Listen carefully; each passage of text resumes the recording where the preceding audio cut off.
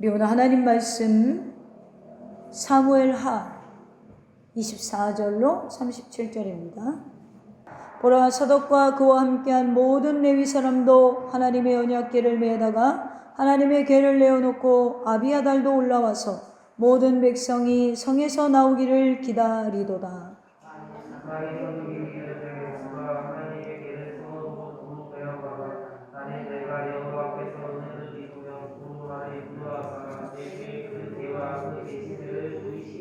그러나 그가 이와 같이 말씀하시기를 내가 너를 기뻐하지 아니한다 하시면 종이 여기 싸우니 선이 여기시는 대로 내게 행하시옵소서 하리라.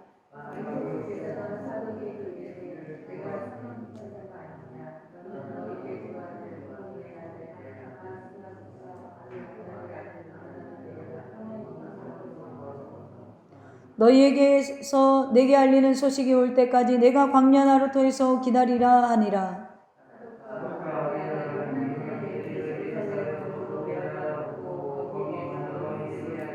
다윗이 감람산 길로 올라갈 때에 그의 머리를 그가 가리고 맨발로 울며 가고 그와 함께 가는 모든 백성들도 각각 자기의 머리를 가리고 울며 올라가니라.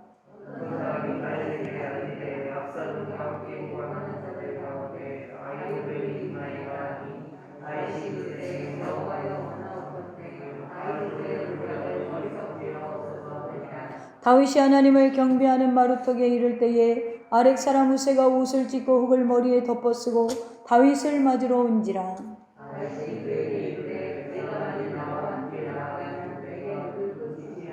그러나 내가 만일 성읍으로 돌아가서 압살롬에게 말하기를 왕이여 내가 왕의 종이니이다. 전에는 내가 왕의 아버지의 종이었더니 이제는 내가 왕의 종이니이다 하면 내가 나를 위하여 아히도벨의 모략을 패하게 하리라.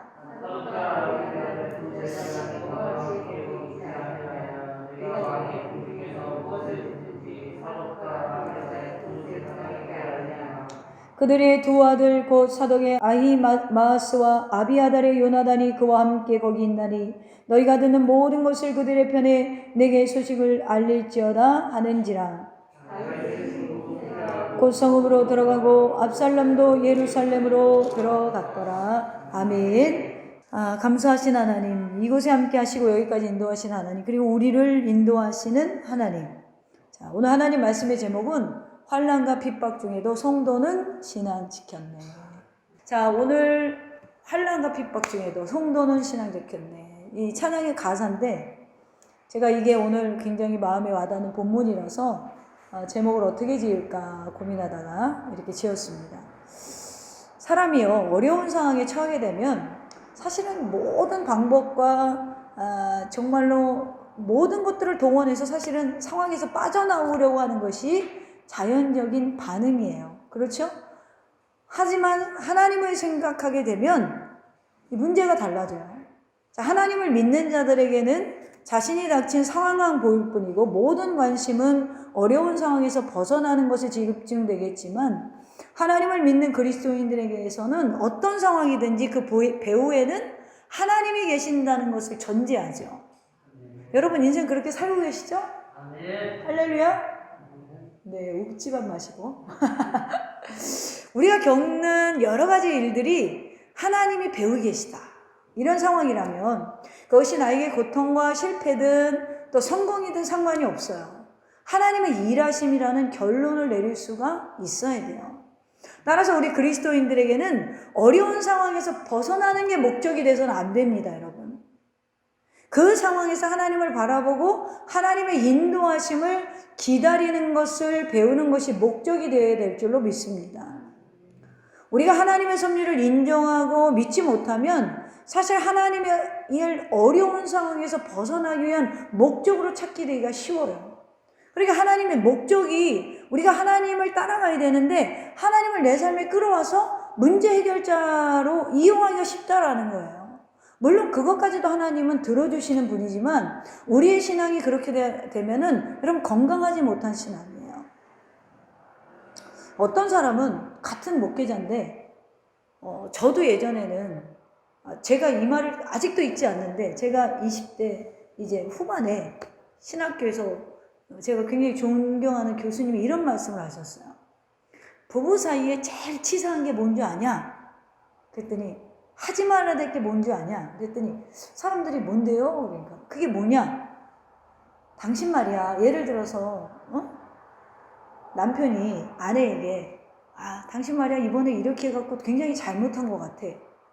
거기 그렇게 투자해서 이렇게 되면은 내가 어려울 거라고 했잖아. 그렇게 하면은 이걸 수긍하고 받아들여야 되는데 대부분 뭐라고 하냐면 아내들이 이러죠. 당신은 안 그랬어? 과거를 생각해봐.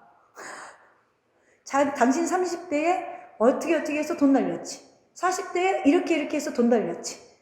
그래서 우리 집이 쪽박이 찼잖아? 그래서 지금까지 어떻게, 이거를 고구절절히 꺼내면 어떻게 되죠? 상대방이 또 그러겠죠. 너는 안 그랬어? 너는 안 그랬어? 이러고 싸움이 된단 말이에요. 그러니까 이거는 결혼해도 절대 하지 마라. 이게 제 머릿속에 탁 박혀 있는 거예요.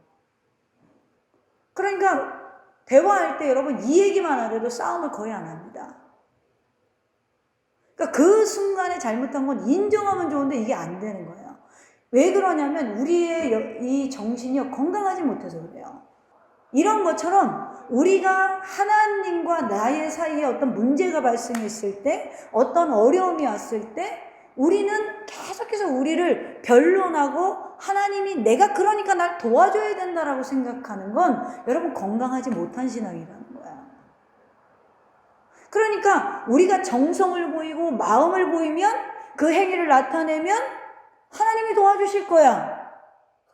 물론 그런 하나님이지만 여러분 이것이 우리가 범하기 쉬운 실수 중 하나가 중요한 게 하나님이 그걸 과연 신앙으로 인정해 주냐는 거예요. 여러분 이런 면에서 오늘 본문의 다윗은요. 하나님의 인도를 의지하고 산다는 것이 무엇인지를 굉장히 잘 보여주고 있어요. 하나님의 인도를 자신의 의도한 대로 끌어오려는 게 아니라 전적으로 하나님의 뜻과 의지에 맡긴 채 하나님이 하시는 대로 살아가겠노라고 하는 것이야말로 여러분 참된 신앙이고 오늘 다윗이 본문을 통하여 우리에게 말하고 있는 내용입니다. 사무엘하 15장에 가면 오늘 처음에 보면은요. 압살롬이 반역을 일으킵니다. 압살롬이 누구예요? 다윗의 아들이죠. 그러니까 이 사건은 다윗 왕이 겪었던 아주 가장 큰 환난이에요. 사무엘하 15장에서 19장의 내용은요. 다윗이 압살롬의 반역을 피해서 예루살렘을 떠나 피난했다가 다시 예루살렘으로 들어오기까지의 과정을 기록하고 있어요. 오늘 본문은 다윗과 그의 신하들이 황급히 예루살렘을 떠나 피난길에 올라서 광야를 향하던 장면에서부터 시작이 됩니다. 피난길에 오른 다윗은 많은 고난을 당했어요. 오늘 말씀 속에서 환난과 핍박 중에도 성도는 신앙지켰네. 야 진짜 신앙이 뭐냐. 다윗 왕에게 오늘 한 수 배울 수 있는 시간이 되기를 주님의 이름으로 축원합니다. 첫 번째로 오늘 본문에 보면 다윗이 피난길에서 만난 고난과 대적자들이 등장합니다. 대적자들이. 다윗이 피난길에서 만난 고난이 뭐예요? 먼저 다윗은요. 아들 압살롬의 반역 자체로 인해 큰 충격을 받았어요. 사실 사무엘하 12장에서 솔로몬을 얻은 다윗은요. 솔로몬을 얻었는데 사무엘하 13장에서부터 보면 여러분 이렇게 인생 그래프가 있잖아요. 우리가 올라갈 때가 있고 내려갈 때가 있잖아요. 지금 13장부터는 그래프로 따지면 다윗의 인생이 계속 떨어지는 하락세로 가요. 영적으로 가정적으로 계속 내려가요. 어디까지 내려가죠? 아들의 반역까지, 아버지를 죽이려고 하는 데까지 내려가요. 그러니까 오늘 본문에 다윗이 아들 압살롬에 쫓겨 도망다니는 처량한 신세가 됐어요. 여러분 그렇게 잘 나가는 왕이잖아요. 다윗이. 그런데 왜 이런 일이 일어났을까요? 여기에는 굉장한 영적인 비밀이 있습니다. 다윗이 영적으로 하락세로 떨어진 순간은 우리아의 아내 밧세바와 함께 불륜을 저질렀을 때부터 시작이 돼요. 근데 그 영향이 어디로 들어오죠? 가정으로 들어와요. 그러니까 다윗은 이 일이 다 자신의 부족함에서 비록되어 있음을 지금 알고 있어요. 아, 내가 내 아들한테 목숨이 위태로워서 쫓겨나는 신세가 되면서 이쯤 되니까 다윗이 깨닫는 거예요. 내가 왜 이런 일이 벌어졌을까? 그의 충성스러운 신하였던 우리아의 아내를 범하고 나아가서 우리아마저 죽이는 범죄를 전해졌죠. 그는 아버지로 자녀들에게 본을 보이지 못했어요. 다윗의 문제는 여기서 그치지 않았죠. 그의 아들 암논이요, 자신의 이복 여동생을 범했어요. 그때도 이 일을 정식적으로 거론하고 제대로 처리하지 않았습니다. 다윗이. 그의 딸이었던 다말을 보호해 주지도 않았고요. 그의 아들이었던 암논을 엄히 처벌하지도 않았어요. 정작 자기 집안의 문제를 정의와 공의로 다스리질 못했어요. 한 나라를 정의와 공의로 다스려야 되는 자리인데 자기 집안을 이렇게 다스리질 못했어요. 글쎄 저는 왜 이랬을까? 한번 생각해 보면 아마도 다윗이 양심이 밝은 사람이잖아요. 자신이 범한 일로 아이들에게 일어나는 일을 벌할 자격이 없다고 생각한 것이냐, 아니면 애들을 그냥 너무 오냐오냐 키운 것이냐. 저는 자기가 잘못한 걸 계속 회개하는 다윗을 시편에서 볼 수가 있잖아요. 그러니까 자격이 없다라고 생각했을 가능성이 크다라고 봐요. 아무튼 아이들의 문제를 굉장히 우유부단한 태도로 대처합니다. 그랬더니 어떻게 됩니까? 갈등이 더 커졌어요. 암논이 다말을 범하고 취한 것으로 끝나지 않고 이 다말과 같은 어머니를 둔 압살롬이라는 아들이 분노가 게이지가 오르죠. 그래서 어떻게 해요? 암논을 죽입니다.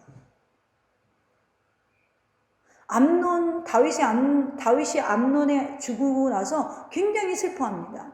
동시에 압살롬의 죄악에도 크게 분노를 해요.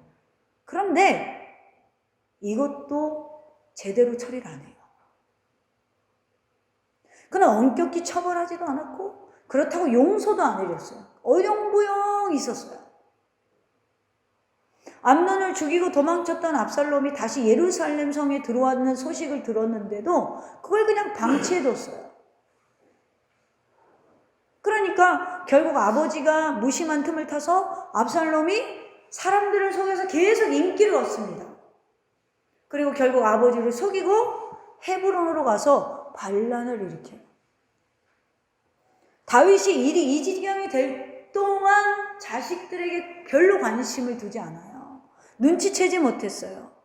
결국 오늘 본문에서 다윗은 신하들과 함께 울면서 예루살렘을 도망칩니다. 그것이 오늘 본장 13절부터의 장면이에요. 그래서 다윗은 괴로움과 슬픔에 쌓여서 오늘 우리가 읽은 30절에 보면 머리를 가리고 머리를 풀었다는 거예요. 머리를 푸니까 다 이게 내려올 거 아니에요. 맨발로 울며 가고 그와 함께 가는 모든 백성들도 각각 자기의 머리를 가리고 울며 올라가니라. 이 압살롬의 반란 세력이 언제 자기와 자기의 일행을 뒤쫓아서 헤아리지 못하는 상황이었기에 다윗에게는 두려움도 있었어요. 또한 다윗에게는 갑작스러운 피난길 아니에요. 식량이나 물도 충분하지 않았어요. 다윗의 일행이 북쪽 마하나임에 도착했을 때 나하스의 아들 소비와 암미엘의 아들 마길과 길앗 사람 바르실레가 침상과 대야와 질그릇과 밀과 보리와 밀가루와 볶은 곡식과 콩과 팥과 볶은 녹도와 꿀과 버터와 양과 치즈를 가져다가 다윗이 얼마나 초췌했으면 먹입니다. 그것이 사무엘하 17장 27절 이하예요. 그러니까 그냥 보기에도 다윗 일행이 들에서 시장하고 공고하고 목이 마른 상태가 되었어요. 여러분, 지금 날아가는 새도 떨어뜨리는 이 권세의 왕의 자리에서 들판에서 공고한 자가 다시 광야로 나가는 인생이 되어버렸어요. 다윗의 심정이 어땠을까요? 압살롬뿐 아니라 여러분 이 피난길에서 엄청나게 배신을 당합니다. 모멸감을 겪어요. 인생을 살다 보면 참 어려운 것이 뭐냐면 사람으로 인한 괴로움이 가장 괴롭고 고통스러워요. 먼저 다윗은 사울의 집의 종이었고 모비보셋의 종이었던 시바를 만나 시바에게 실컷 이용을 당합니다. 16장 1절로 4절에 보면 시바는 다윗과 다윗의 고난을 철저하게 이용해서 자기 주인 무비보셋 중상모략하고 무비보셋의 재산을 가로챕니다. 또한 사울의 집 족속이었던 시므이는 다윗과 그의 신하들에게 돌을 던져 저주를 퍼부었어요. 사무엘하 16장 5절 이하에 있죠. 시므이는 다윗에게 이렇게 말합니다. 우리 16장 7절 볼까요? 뭐라고 말하죠? 시므이가 저주하는 가운데 이와 같이 말하니라. 피를 흘린 자여 사악한 자여 가거라 가거라. 그를 이어서 뭐예요? 18절에 보면 중간에 내가 왕이 되었으나 여호와께서 나라를 내 아들 압살롬의 손에 넘기셨도다. 보라 너는 피를 흘린 자이므로 화를 자초하였느니라. 자, 시므이는 마치 다윗의 권력을 탐해서 사울의 자손들을 다 죽이고 왕권을 찬탈이라도 한 것처럼 거짓 뉴스를 퍼뜨리면서 다윗을 악의적으로 비방해요. 또 다윗이 무엇보다 아팠던 것은 여러분 17장 1, 2절에 나오는 아히도벨이 있어요. 이 아히도벨이 누구냐면 사무엘하 오늘 15장 12절에 보면 모사입니다. 모사. 자, 12절에 보겠습니다. 15장 12절에 제사 드릴 때 압살롬이 사람을 보내 다윗의 모사 길로 사람 아히도벨을, 자 이렇게 되어 있죠. 아히도벨은요 다윗의 책략자였어요. 쉽게 말하면. 그런데 이가 누구 편에서죠? 압살롬 편에서요. 더군다나 17장 2절 3절에 보면 아히도벨이요 다윗에게 등을 돌리고 압살롬 반란에 동조해서 다윗을 단번에 죽일 수 있는 계책까지도 압살롬에게 줍니다. 자기와 함께 지냈던 친구와 동역자에게 배신을 당하는 것만큼 큰 충격이 없죠.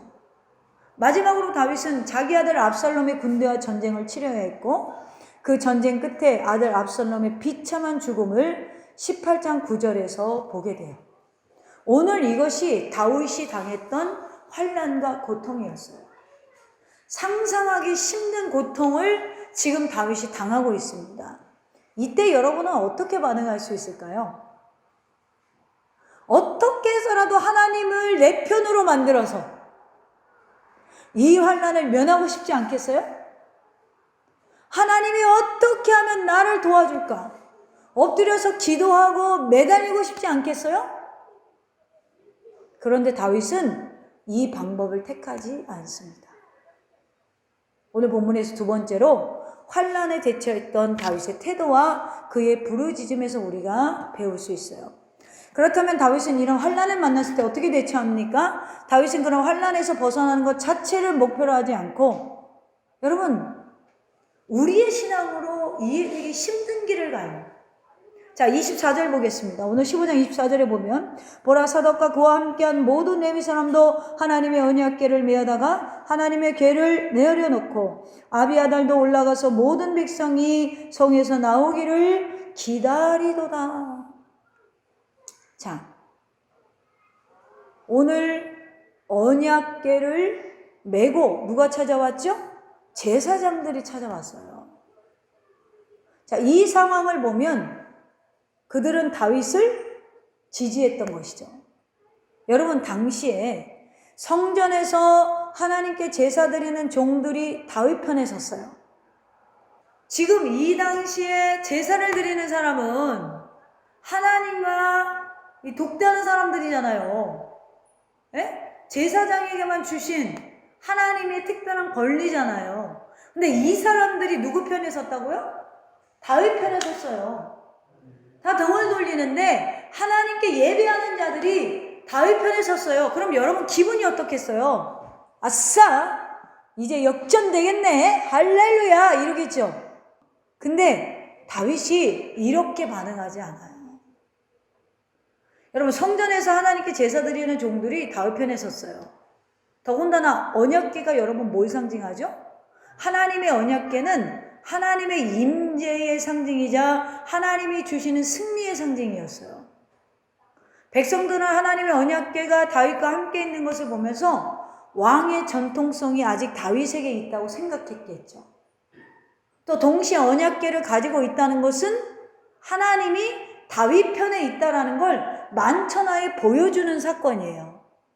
그때 다윗이 뭐라고 합니까? 사독에게 25절 보겠습니다. 왕이 사독에게 이르되 보라 하나님의 궤를 성읍으로 도로 메어 가라. 만일 내가 여호와 앞에 은혜를 입으면 도로 나를 인도하사 내가 내게 그 궤와 그 계신 데를 보이시리라. 그러나 그가 이와 같이 말씀하시기를 내가 너를 기뻐하지 아니한다 하시면 종이 여기 있사오니 선이 여기시는 대로 내게 행하시옵소서 하리라. 자, 어디 가나 여러분 언약궤가 있으면 위로가 되고 힘이 되겠죠. 그렇지 않겠어요? 하나님의 임재를 상징하니까. 그런데 다윗은 그 언약궤를 내게로 가져오는 길이 아니라 하나님의 은혜를 입으면 나를 도로 인도해 주시겠다는 거예요. 그러니까 원래 있던 자리로 가지고 가라는 거예요, 여러분. 그 궤와 그 계신 대로 그 궤가 내게로 오는 게 아니라 내가 거기로 이끌려 가야 된다라는 거예요. 원래 있던 성전에 갖다 놓으라는 거예요. 할렐루야. 자신의 아들이 장악하고 있는 예루살렘 성전에 그 궤를 도로 가져다 놓으라는 거예요. 여러분 이게 굉장히 신앙생활하면서 중요한 포인트예요. 우리가 이걸 다 놓치고 살아가요. 오늘 본문에서 가장 중요한 본문이 뭐죠?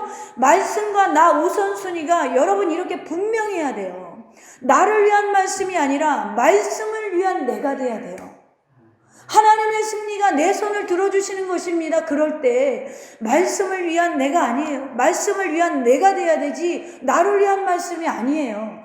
믿음의 올바른 질서는요, 오늘 내가 말씀을 끌어오는 게 아닙니다. 내가 말씀 있는 곳으로 이끌리는 거예요. 주의 말씀이 여기 있사오니 내가 여기 있는 것이 좋사옵니다. 오늘 다윗이 그걸 알았어요. 믿음의 질서가 무엇인지를 알았어요. 다윗은 그래서 하나님과 하나님의 언약궤를 수단으로 이용하지 않아요. 이게 있으면 백성들에게 하나님 내 편이야, 내 편이야, 내 편이야 이야기하기가 너무 좋아요. 근데 도로 돌려보내요. 다윗은 압살롬의 반역이 하나님의 손으로부터 온 징계라는 걸 알았어요. 그래서 다윗은 자신에게 임한 환난을 하나님께서 자기를 때리시는 일로 알고 매를 순히 맞기로 했습니다. 그렇기 때문에 나중에 압살롬이 죽었을 때 그토록 슬퍼했던 거예요. 단순히 압살롬을 사랑해서가 아니라 하나님이 압살롬을 악인으로 사용하셨기 때문에 다윗의 마음이 타들어갔던 거예요. 그래서 미워하지 않아요. 죽이고 싶어 하지 않아요. 여러분, 다윗은 자신을 따라온 제사장들과 레위인들과 하나님의 언약궤를 도로 돌려보냅니다. 그리고 은혜 주실 것이라는 믿음으로 자신을 돌이키실 것이라는 믿음으로 오늘 회초리를 드신 하나님께 순종하며 종아리를 걷어 올리는 거예요. 오늘 우리는 이것을 통해서 우리는 다윗의 중심이 어떠 있는지를 볼 수 있어야 돼요. 다윗은 자기 마음을 격동시키는 사람들과 온갖 비방과 가짜 뉴스에 대해서도 혈기로 대응하지 않았죠. 여러분, 시므이가 돌을 던지며 말도 안 되는 소리로 저주하며 공개적으로 모욕을 주고 비방할 때 다윗이 뭐라고 합니까? 16장 9절 볼까요? 너 화를 자초했어! 그랬잖아요. 그랬더니 스루야의 아들 아비새가 화가 났어요. 이 사람은 다윗 편이잖아요. 왕께 여짜오되 이 죽은 개가 어찌 내 주 왕을 저주하리까? 청하건대 내가 건너가서 그의 머리를 베게 하소서 했더니 왕이 이르되 스루야 아들들아 내가 너희와 무슨 상관이 있느냐? 그가 저주하는 것은 여호와께서 그에게 다윗을 저주하라 하시니니. 그 입술을 열어 내 마음을 상하게 하고 사람들 앞에 망신을 주는 게 누구의 배경 속에 있다고요? 하나님이 하시는 거다. 하나님이 하시는 거야. 그러면서 뭐라고 합니까? 또 다윗이 아비새와 모든 신하들에게 이르되 내 몸에서 나나들도 내 생명을 헤아려 하거든요.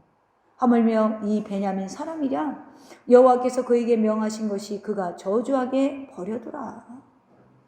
혹시 여호와께서 나의 원통함을 감찰하시리니 오늘 그 저주 때문에 여호와께서 손으로 내게 갚아주시리라. 그걸 내가 종아리 걷고 매맞을 때 순이 잘 맞으면 하나님이 나를 혹시나 긍휼히 여겨주시지 않겠냐. 나를 도와주시지 않겠냐. 여러분, 다윗은 환난 날에 자기 죄를 철저히 인정합니다. 여러분, 회개는요, 인정부터 시작하셔야 돼요. 다윗은 이 모든 재앙이 자신의 죄로 인한 하나님의 징계로 오신 것을 너무나 잘 알고 있잖아요. 구구절절히 알고 있어요. 시편 38절 17절 18절에 다윗이 이렇게 고백하죠. 내가 넘어지게 되었고 나의 근심이 항상 내 앞에 있사오니 내 죄악을 아뢰고 내 죄를 슬퍼함이니이다. 원수가 날 공격해서 슬픈 게 아니라 내 죄 때문에 내가 슬프다는 거야. 내 죄 때문에. 사랑하는 더셈의 가족 여러분, 이것이 환난을 대처하는 신앙인의 태도예요. 무엇보다 다윗은 환난 중에 하나님의 은혜와 긍휼하심 구했지만 결론적으로 하나님께 모든 걸 맡기고, 여러분, 말씀이 있는 곳에 자기가 다시 돌아가기를 간절히 소망하고 있어요. 사랑하는 성도 여러분, 말씀이 있는 곳으로 나오시기를 축원합니다. 말씀이 이끄시는 삶을 살아가시기를 축원합니다. 하나님을 이 상황에, 이 시대에 하나님을 맞추시면 안 돼요. 우리가 하나님께 맞추는 사람들이 돼야 돼요. 마지막으로 세 번째로 본문에게서 다윗에게 주어졌던 하나님의 위로와 도우심을 볼 수 있어요. 이렇게 모든 걸 인정했을 때 그랬더니 하나님께서 이러한 다윗에게 어떻게 해주셨죠? 하나님께서는 다윗을 위로하시고 도우셨어요. 먼저 하나님께서는 이제는 다윗에게 많은 돕는 자들을 보내주심으로 다윗을 위로하십니다. 중성스러운 군인 이때가 다윗의 곁을 지켰어요. 제사장 사독과 아비아달이 각각 자기 아들 아히마아스와 요나단을 데리고 찾아옵니다. 다윗의 친구 후세도 찾아와서 다윗의 편이 되어주겠다고 약속을 해요. 다윗의 충성스러운 군인 아비새도 함께합니다. 하나님은 다윗을 도와주시되 다시금 사람들을 다윗에게 보내주십니다. 압살롬의 반란과 아히도벨의 모략이 숲으로 돌아가게 해요. 여러분, 얼마나 하나님이 재밌는가. 이렇게 회개하고 하나님께 모든 걸 맡겼더니 17장 5절 볼까요? 자, 17장 1절부터 5절까지는요 이제 다윗을 배반했던 누가 나옵니까? 아히도벨이 압살롬에게 책량을 줍니다. 그리고 나서 압살롬이 뭐가 찜찜한 거예요. 그리고 나서 5절부터 보면 압살롬이 이르되 아렉 사람 후세도 부르라. 우리가 이제 그의 말도 듣자 하니라. 라고 해서 후세의 모략을 쭉 들어요. 17장 5절 이하에 보면. 그때 여러분, 하나님이 압살롬의 판단을 어둡게 하셔서, 사실 아히도벨이 좋은 모략인데 후세의 나쁜 모략에 마음이 쏠리게 만들어서 다윗은 그 사이에 무사히 마하나임까지 17장 18장에 보면 이룰 수 있어요. 그리고 거기서 전열을 가다든 다음에 다윗과 그 일행은 압살롬의 군대에 맞서 싸울 때 하나님의 도우심을 힘입어 전쟁에서 승리하여 예루살렘으로 돌아옵니다. 그렇습니다. 우리도 세상 사는 동안에 여러분 여러 가지 환난을 만날 수 있어요. 그럴 때 신앙을 수단으로 삼지 마세요. 하나님을 이용하지 마세요. 하나님을 나한테 맞추려고 하지 마세요. 여러분, 피조물이 창조주를 어떻게 창조주가 피조물에게 맞추겠습니까? 그러나 우리 주님 얼마나 지금 인내심과 자비로우심으로 우리의 눈높이로 날마다 우리를 가르치시는지 몰라요. 다윗은 눈높이로 계속해서 가정에 환난을 줬는데 다윗이 회개하고 돌아오지 않자 극단의 방법의 매를 드시잖아요. 여러분, 신앙을 수단으로 삼지 말고 우리가 때로는 하나님의 매를 맞아야 한다면 순히 맞고 우리의 죄를 회개하고 슬퍼하고 하나님 앞에 겸비하셔야 합니다. 여러분, 오늘 다윗의 신앙이 어땠는가를 기억해야 돼요. 신앙의 진수는 말씀이 내게로 오는 게 아니라 내가 말씀을 따라가는 거예요. 할렐루야. 사랑하는 성도 여러분, 사실 우리도 때때로 실수할 수 있고 때때로 우리 주님 앞에서 우리의 삶이 흔들릴 때 있어요. 그럴 수 있어요. 저도 그렇고 여러분도 그럴 수 있어요. 그래서 그것 때문에 결과적으로 어려운 길을 걸어갈 때도 있어요. 때로는 우리의 연약함과 죄악 때문에 스스로가 부끄러움을 느끼며 좌절할 때도 있어요. 그러나 다윗이 오늘 우리에게 선포합니다. 우리가 바닥까지 내려가는 그 순간이 온다고 해도 우리는 끝까지 하나님에 대한 믿음을 잃지 말고 하나님의 방법대로 지켜야 돼. 하나님이 원하시는 방법. 말씀을 내게로 가져오지 마시고 말씀에 이끌리는 삶. 여러분, 이런 삶은 모든 것이 사라진다 해도 우리에게 하나님이 계시니까, 하나님이 우리 곁에 계시니까 다시 일어설 소망이 있고 다시 시작할 수 있는 힘이 있습니다. 오늘 마지막으로 다윗이 압살롬에게 쫓겨나갈 때 직접 지은 시가 시편 3편이에요. 한번 펴봅시다. 우리 다 같이 합독해 볼까요? 시작. 여호와여, 나의 대적이 어찌 그리 많은지요. 일어나 나를 치는 자가 많으니이다. 많은 사람이 나를 대적하여 말하기를 그는 하나님께 구원을 받지 못한다 하나이다. 여호와여, 주는 나의 방패시요 나의 영광이시요 나의 머리를 드시는 자신이다. 내가 나의 목소리로 여호와께 부르짖으니 그의 성산에서 응답하시는도다. 내가 누워 자고 깨어 있으니 여호와께서 나를 붙드심이로다. 천만인이 나를 에워싸 친다 해도 나는 두려워하지 아니하리이다. 여호와여, 일어나소서. 나의 하나님이여, 나를 구원하소서. 주께서 나의 모든 원수의 뺨을 치시며 악인의 일을 꺾으셨나이다. 구원은 여호와께 있사오니 주의 복을 주의 백성에게 내리소서. 아멘. 구원은 여호와께 있사오니 주의 복을 우리 더샘교회 성도들에게 내리소서. 주님의 이름으로 축원합니다.